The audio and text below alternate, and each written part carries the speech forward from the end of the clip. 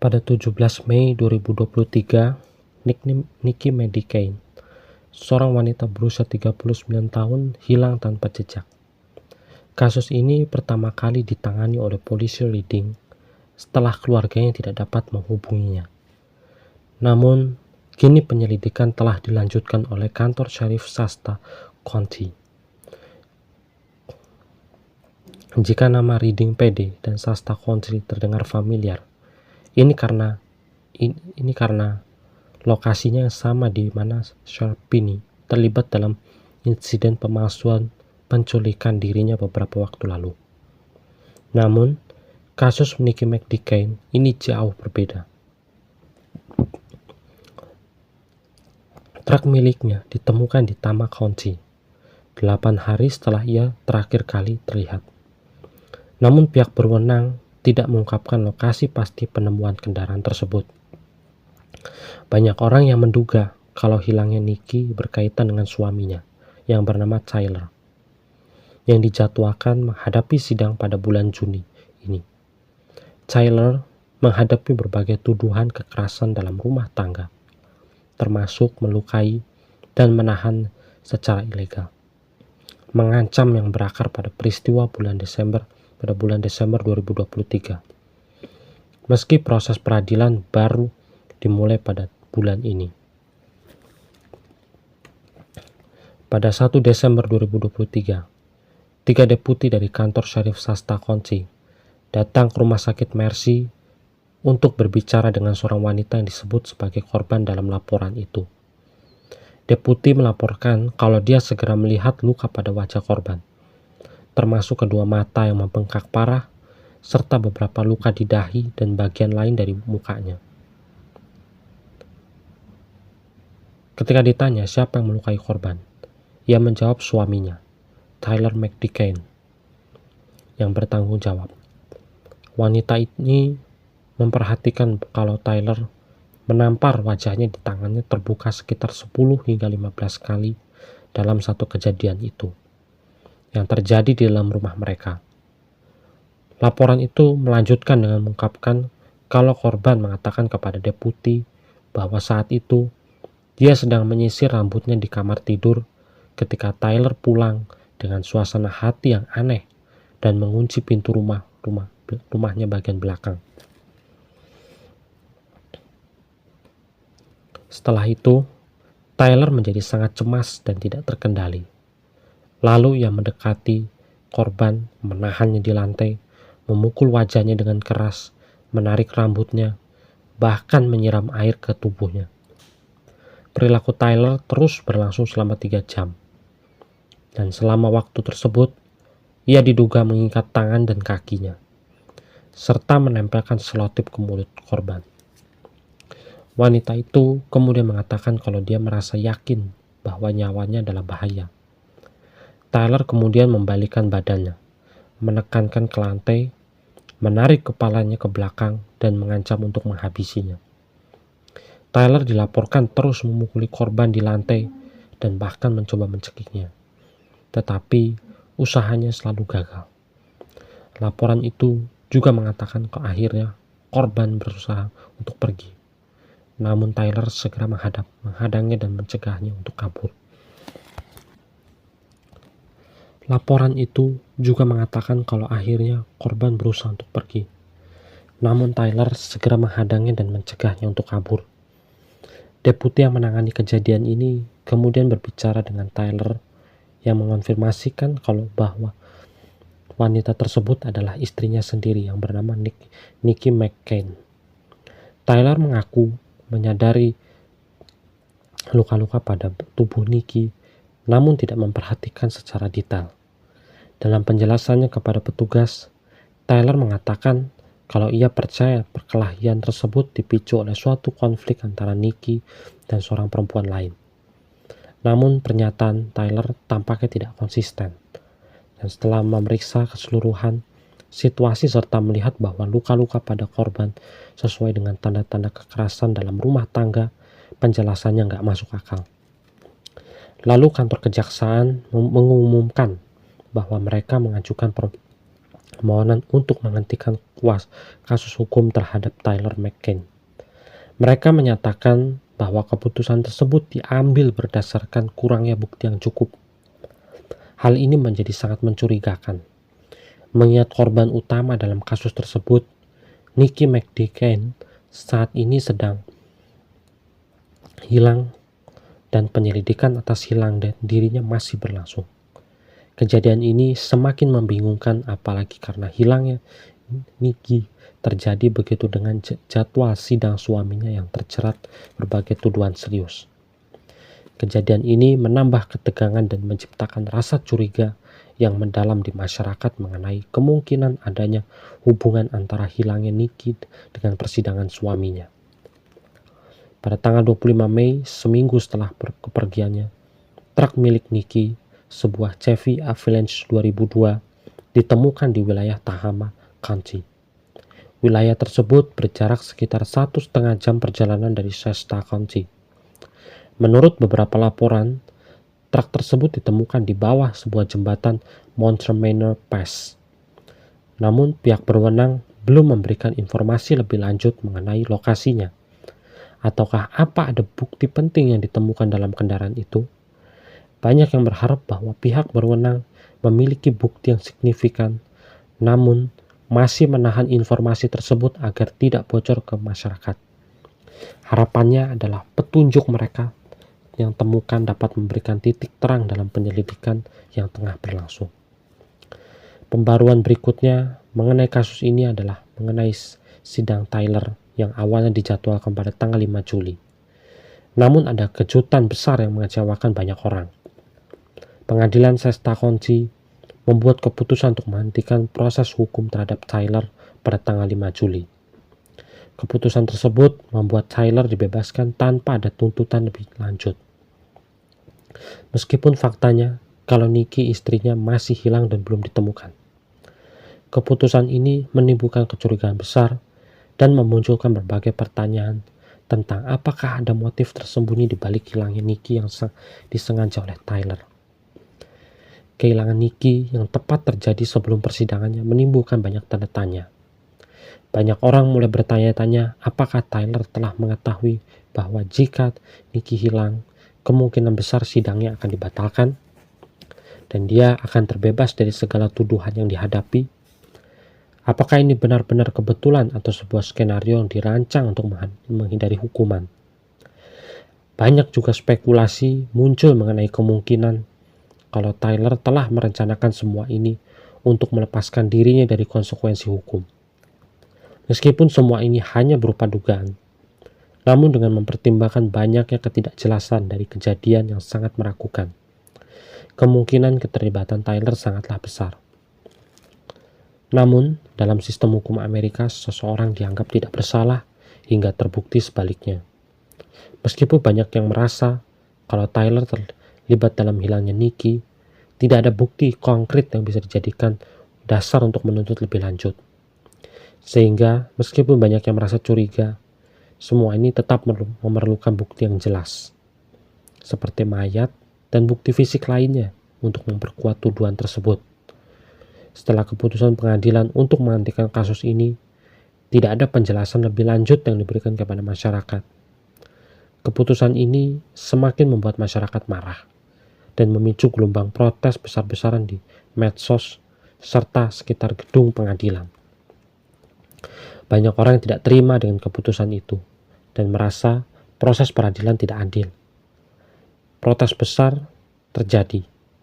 Ribuan orang berkumpul di luar gedung pengadilan untuk menyuarakan ketidakpuasan mereka. Mereka membanjiri medsos dengan kritikan keras terhadap keputusan yang dianggap tidak tepat dan merugikan keadilan. Masyarakat merasa kalau sistem peradilan di Shasta County gagal untuk menangani kasus ini dengan serius dan memperlihatkan kalau mereka tidak memberikan perhatian yang cukup terhadap masalah kekerasan rumah tangga yang melibatkan Tyler McCain. Lebih mencurigakan lagi, Shasta County adalah tempat yang sama di mana kasus Sharpini terjadi. Sebuah pemalsuan penculikan yang menghebohkan itu. Namun jika dibandingkan dengan perhatian besar yang diterima kasus Sharpini, hilangnya Nikki tampak tidak mendapatkan perhatian yang setara. Pencarian Nicky baru dimulai 2 minggu setelah dia menghilang. Yang jelas sudah sangat terlambat. Masyarakat mulai bertanya-tanya apakah hal ini disebabkan oleh kelalaian pihak berwenang atau kurangnya perhatian terhadap kasus ini. Pencarian Nicky sepertinya dilakukan dengan segala cara. Dan ini menambahkan kecurigaan kalau pihak berwenang mungkin sengaja mengabaikan petunjuk penting.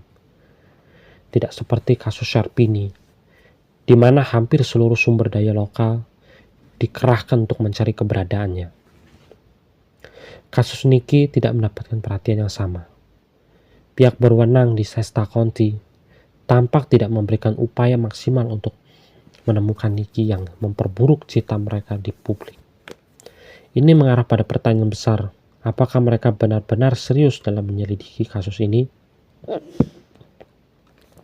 Ada sebuah pernyataan resmi dari jaksa wilayah Shasta County yang bernama Stephanie Bridget. Datang beberapa hari setelah keputusan pengadilan yang sangat kontroversi. Dalam pernyataan itu, Stephanie mengatakan, "Saya mendengar permintaan masyarakat untuk jawaban dan keadilan bagi Nicky McDickain. Saya berbagi perasaan dan frustasi yang sama. Luar biasa bagaimanapun komunitas ini telah bersatu dan kami sepenuhnya mendukung upaya masyarakat. Meski beberapa orang telah menjadi korban dalam proses ini, namun pernyataan ini mengungkapkan empati banyak yang merasa kalau itu cukup untuk memberikan kejelasan atau solusi yang diinginkan oleh masyarakat. Beberapa pihak yang mendalami kasus ini semakin percaya kalau ada lebih banyak yang perlu diungkapkan dan kalau Shasta County harus bertanggung jawab atas kelalaian mereka dalam menangani hilangnya Nicky. Mereka merasa kalau keadilan untuk Nicky telah terabaikan dan mereka tidak akan berhenti memperjuangkan kebenaran sebelum akhirnya terungkap.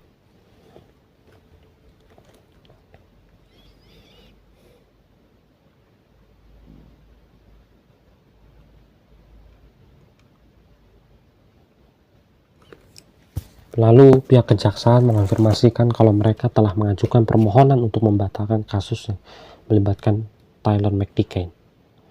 Keputusan ini diambil setelah mempertimbangkan hasil penyelidikan yang tidak menemukan bukti yang cukup untuk mendukung klaim terhadapnya. Pihak berwenang bahkan mengakui kalau hilangnya Nicky telah menyebabkan kebingungan yang luar biasa di masyarakat.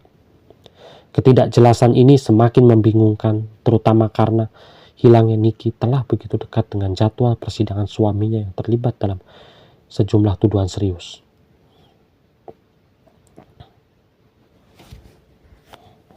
Beberapa orang mulai mencurigai kalau semua ini adalah hanya kebetulan mereka, namun bagian dari rencana yang lebih besar.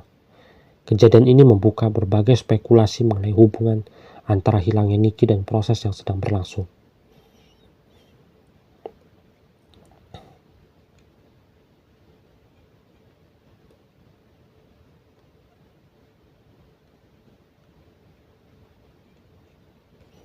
Pihak berwenang juga mengatakan kalau membatalkan kasus ini adalah langkah yang lebih aman untuk menghindari masalah hukum terkait aturan double jeopardy yang melarang seorang diadili 2 kali untuk kejahatan yang sama. Keputusan ini mengingatkan pada kami semua pada pentingnya prinsip keadilan yang harus dijalankan tanpa melanggar hak terdakwa. Artinya, jika persidangan terus berlanjut tanpa Nicky sebagai saksi dan Tyler dinyatakan tidak bersalah, mereka tidak bisa mengadilinya lagi meskipun bukti baru ditemukan di kemudian hari. Kondisi ini juga menunjukkan bahwa sistem hukum memang melibatkan keterbatasan dalam menjalankan proses keadilan secara sempurna.